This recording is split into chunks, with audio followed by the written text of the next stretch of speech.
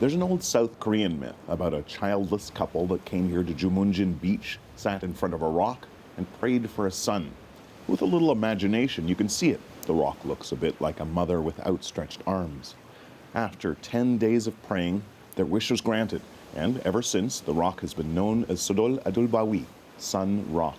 It used to be a popular tourist destination. Women especially would visit and pray for children. But though there are plenty of sightseers in the area, no one as much as pauses here. To find out why, I travel a kilometer south to another shrine of sorts. One of South Korea's most popular romantic dramas was filmed on the pier. These days, the beach swarms with selfie-seeking couples. But for many, the idea of praying for children is as foreign as I am. Take Yun-sul Choi. After the exorbitant cost of university and housing, children are a luxury, as out of reach, she says, as a Porsche. Many women are worried about all the expense, and this makes us not want to have babies, she says. Hence, South Korea's so-called birth strike. Have you heard that term? Yeah, it's just kind of the social phenomenon these days. As 38-year-old Sun Hwa Shim explains it, women like her face a troika of obstacles that keep them from having kids.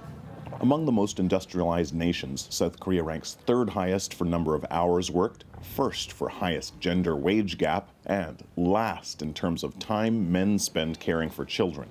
People normally think that women should be the one who take care of kids mainly. And these days, many women work as well. So that means, yeah, we have to work inside and outside, basically.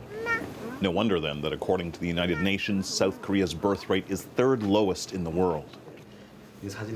Women's reluctance to reproduce doesn't sit well with traditionalists like Yoon Sik-chae.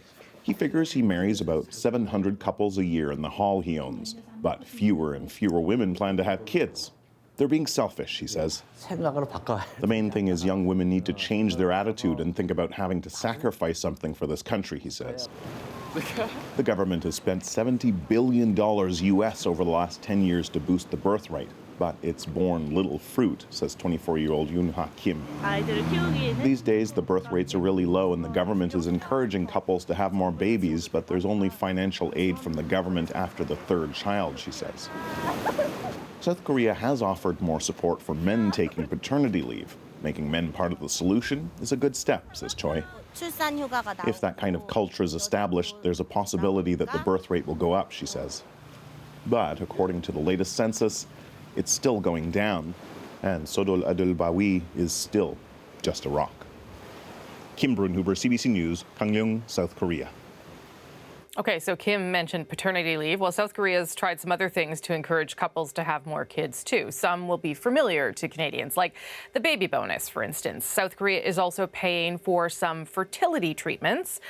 The health ministry, even tried a lights-out policy where, get this, once a month, workers must leave the office by 7:30 p.m. so they can go home for some what they call quality time.